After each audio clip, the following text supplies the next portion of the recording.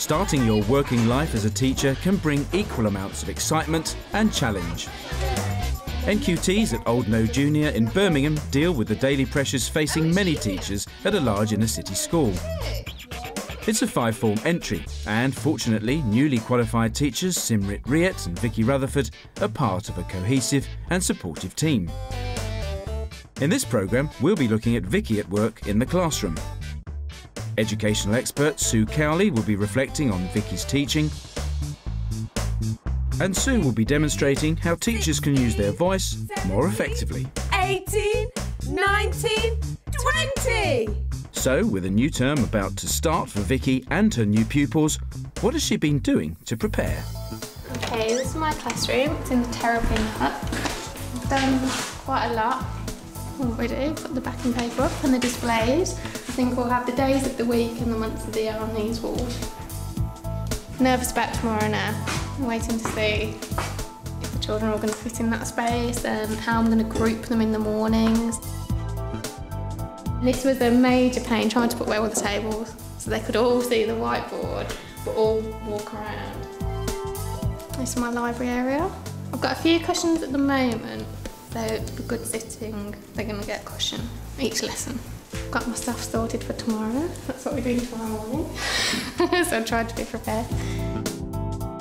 Because we got stuck in the school last night. We got down the end of the road and the main gates were locked. So by the time we come back up, they've locked these gates, so we were stuck in the school. So I won't be doing that again, so I'm going to be leaving at a reasonable time and having an early night. The management team at Old No pride themselves on the support and encouragement they give, not just to their new teachers, but to all their staff. Yeah, one doing music. I could do it because I'll be doing music, won't I, because Jenny? Okay. So do you want to write? Yeah, you do. On the first training day, one of the things that we actually do is go through the structures and systems within the school. And of course, the 2 NQTs were here. We went through the behaviour policy. It's a reminder, it's a drip, drip, drip process. All of the staff need it again and again and again. And you know, newly qualified teachers just getting it once, but they'll need it on an ongoing basis.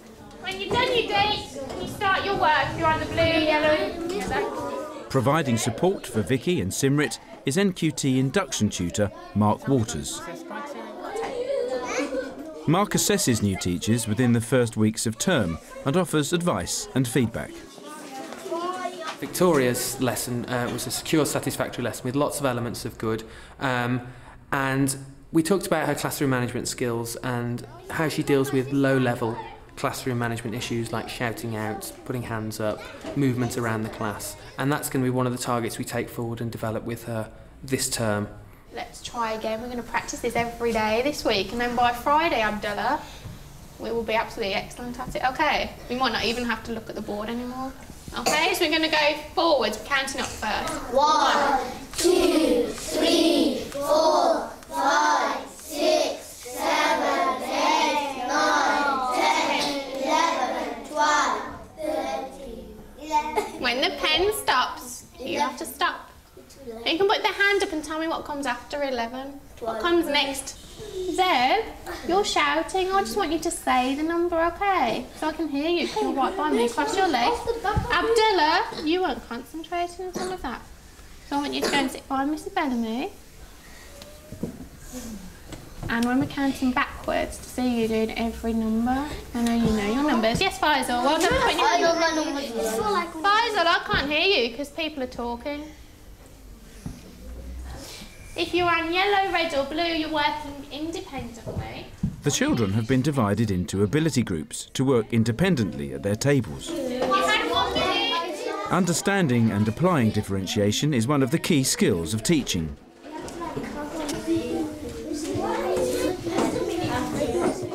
Have you done it, Zeb? Yes. Excellent, do the next one. Not getting round to all the tables has resulted in some challenging behaviour for Vicky. So, what advice can Sue Cowley offer when it comes to monitoring different ability groups?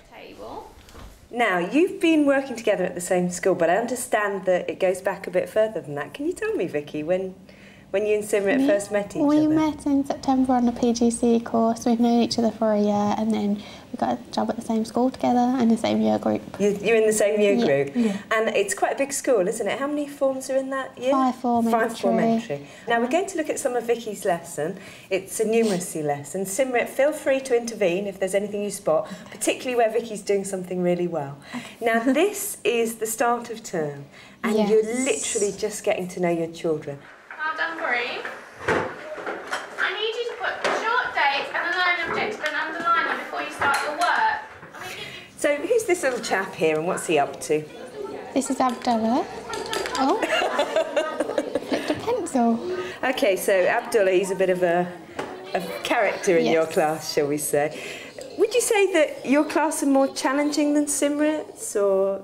I'd say in terms of behaviour, I've just got 2 or 3 boys, really, that once they disrupt the lesson, the other boys will follow. What sort of strategies are you using at the moment to overcome that, Vicky? I put a happy and a sad side chart up with their names. Brilliant. So when you give them the verbal warning, if I talk to them again, they move their name across. So it's just to get them out of the situation for a couple of minutes and to know that their name's there. Right.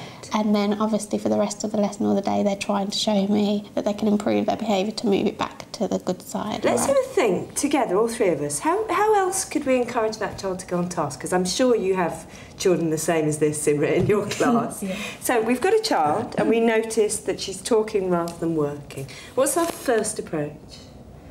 What's the first thing we might try? I would maybe say now, obviously, tell her, remind her of how I've been asking her to work. And then I would look now on children who are following the way I've asked them to work, so give them house points to hopefully so you help might her. Be pointing out, oh, this child's doing really well. This is what I'm looking for. Okay, you might also set her a target, and I think this whole thing of target setting can be really helpful. So if you can get this finished in this amount of time and stay on task, then I can give you this reward. So it's this kind of motivation and looking towards rewards before we have to move on to sanctions. And I mean, what you've done here by creating this chart, well, what have you done for the children by adding in this step? It's clever. What have you done? I think, one, it gives them time out of a situation so they can walk, put their name across, and also they can see their names there and they can visually see it, they've done it, and they know how they need to behave to move back. Brilliant, brilliant. Yeah, and it's this kind of visual backup. I'd be slightly tempted, and I don't know if you've done this yet, to make it more of the chart. So to maybe add some colour. Yeah.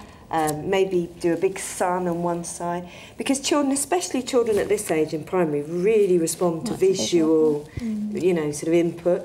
I mean, one teacher told me once that she'd created a weather chart, and it was a whole class behaviour system, and when she was happy with the class, she moved the sun higher and higher in the sky.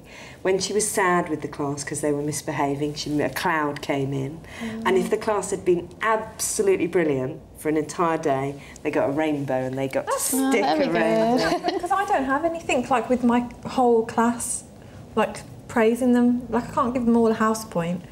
And I've thought, you know, what is it that I can do? That's quite nice. That's nice. And it's quite creative as well, isn't it? Yeah. And it's trying to come up with these more creative approaches, which as you become more secure, as you gain in experience, you'll start getting these crazy ideas and you'll think, oh, like another teacher told me, when she wanted to get the class silent, she had fairy lights tacked around her whiteboard and she used to just flick them on.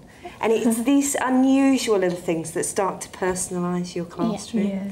I mean, I think the thing with rewards is always to keep reminding yourself to keep them kind of moving along a bit. If you stick with the same system for a long time, I think it starts to lose its value. Now, I'm going to play a little bit of footage where one table in particular, Vicky, are being a little bit naughty. So Vicky, here, you are moving around the class as a whole. And have you found that as the year goes on, you're more and more active in like terms you say of using now, space? Obviously you set them the task and then say, OK, 10 minutes. Obviously you work with a group. What's he drawing? He's got good art skills. Nice little face. Is he a bit of a ringleader, this one? No, to be honest with you, he's not one of the boys at the moment. Not at all. And Mrs. is she going to spot them? Is she going to spot them? No, she's over there. And it's almost this thing of, I'm here, but I'm actually scanning the room the whole time. Yeah. I'm checking around, and you're probably finding yourself doing that now. And let's see what happens when you spot them. No, they're still going. They're having a great time. I mean, they're having fun. And here comes Miss. Let's see what you say. What aren't you doing this work? 6670. Vicky, look at me. If you know what you're doing, you've got the 2 right answers now. Now, do you see how you're behaving with him? How might you approach this differently now from the perspective of 3 months along the line? Well, I'd have checked that they'd have been on task, like you say. Nowadays, I give them time limits, like 10 minutes, I'm coming around to check your work, so hopefully it wouldn't even arise.